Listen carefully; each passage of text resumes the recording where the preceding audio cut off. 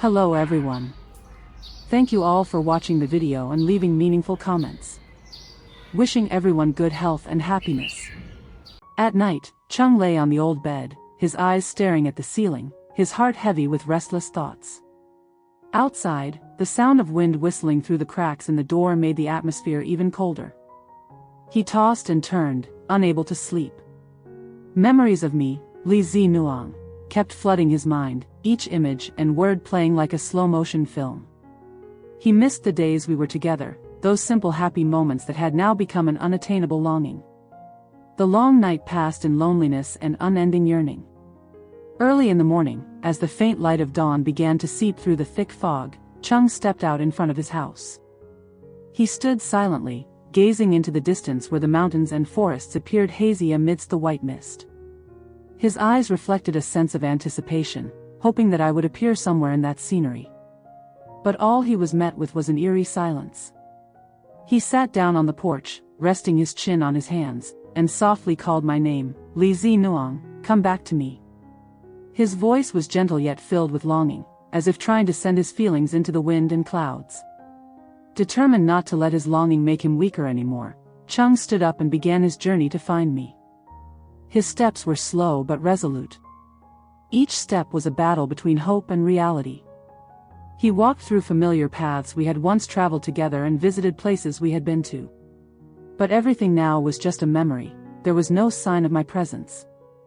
Meanwhile, in a distant place under a cold mountain cave, I woke up as the morning light filtered through cracks in the rocks. The biting cold of the wilderness made me shiver uncontrollably. I gathered dry branches left from the previous day and lit a small fire to warm myself. The flickering flames burned brightly in the darkness of the cave, dispelling some of the cold and loneliness surrounding me. After feeling warmer, I decided to head into the forest to dig for cassava roots, the only source of sustenance I had in this desolate place. I walked along a narrow trail leading deep into the forest, my hands digging through the soil bit by bit to find any remaining cassava roots beneath the dry earth. Each time I found one, my heart felt slightly relieved. As the sun rose higher and its rays began piercing through the dense forest canopy, I carried the cassava roots back to my cave.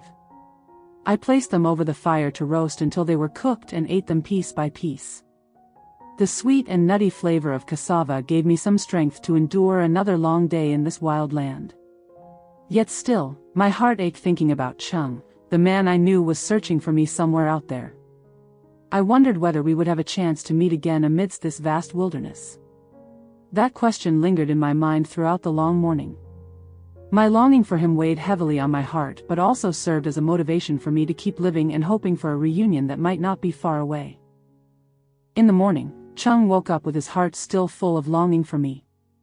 He knew that sitting idly would never help him find me, so he decided to take action. Stepping out of his house, he began his journey to search for me. The familiar paths we had once walked together now became the starting point for his search. As he walked, he called out my name, Nuong, where are you? His voice echoed through the quiet space, but only the wind and rustling leaves responded. Chung wandered through small alleys and street corners, asking acquaintances if they had seen me. However, every response was either a shake of the head or a sympathetic look. As time passed and the sun climbed higher, its scorching rays made him even more fatigued. Yet, he refused to give up and continued searching everywhere with the faint hope of finding me. His steps grew slower, but his eyes remained filled with determination. After hours of fruitless searching, Chung returned home exhausted both physically and emotionally. He sat on the porch, his eyes gazing into the distance, his heart heavy with sorrow and loneliness. Memories of me flooded his mind again, the days we were together, the sound of our laughter that now existed only as echoes of the past. He remembered every moment we shared, every word spoken, and every glance exchanged. Realizing that life could not continue in endless longing and hopeless waiting, Chung decided it was time for change. He stood up, dressed in a neat and elegant outfit, and prepared to head to town to look for a job. He understood that having a stable job would provide him with better opportunities to continue his journey to find me. Under the radiant morning sunlight, Chung walked forward with renewed determination. The road to town was not too far but felt challenging for someone weighed down by such emotions. Each step served as a reminder that no matter how difficult it might be, he would never give up hope of finding me, the person he loved deeply and yearned to reunite with. I left the cave and ventured deep into the forest in search of large bamboo trees. My footsteps on the dry leaf-covered ground made soft sounds, blending with the cheerful chirping of birds in the morning. I selected straight, sturdy bamboo stalks and used a knife to cut them into sections. The task was far from easy, my hands ached from gripping the knife for so long, but I did not lose heart. Each time I finished cutting down a bamboo stalk, I felt one step closer to my goal. Once I had gathered enough bamboo, I tied them into bundles and carried them back to the mountain cave. The forest path was rugged and slippery, making the task of carrying the bamboo even more challenging. Sweat dripped down my forehead, soaking my back, yet my heart was filled with determination. I knew that the shelter I was building would help me withstand harsh weather and alleviate some of the loneliness. Back at the cave, I began constructing the shelter. Using my knife, I sharpened the ends of the bamboo to create stakes that could be driven into the ground. Each piece of bamboo was carefully joined together with sturdy jungle vines I had prepared beforehand. This work required meticulous attention and patience, but I didn't overlook a single detail. I wanted the shelter to be strong enough to withstand wind and rain. As the structure gradually took shape, I felt a sense of relief wash over me. The bamboo pieces formed a solid frame, and the roof was covered with large leaves I had collected from the forest. After hours of tireless work, the shelter was finally complete. Looking at my creation, a small but sturdy shelter, I was filled with joy and pride. I stepped inside and felt the warmth and safety it provided. This would be my refuge to endure the challenging days ahead in this wilderness. Sitting inside, my eyes gazed toward the distant horizon as thoughts of Chung crossed my mind. I knew he was out there somewhere searching for me. Though life now was filled with hardship and solitude, building this shelter with my own hands gave me newfound strength and faith in the future. I realized that as long as I kept trying and persevering, any challenge could be overcome. This shelter wasn't just a place to stay, it symbolized my hope amidst this untamed wilderness. In the bustling town, Chung stopped by a stationery store to purchase a job application folder. He then made his way to a small cafe, choosing a quiet corner to fill out his application.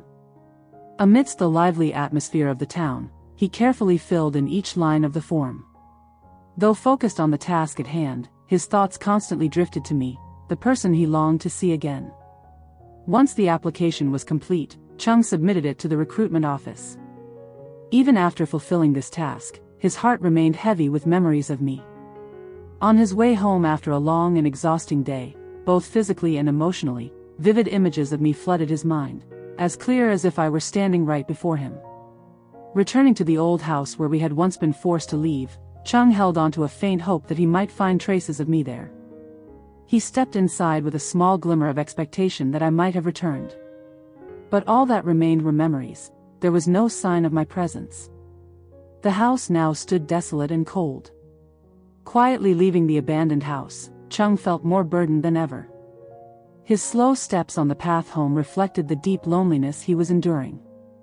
Yet, his eyes still carried a faint spark of hope that one day we might meet again in this vast world.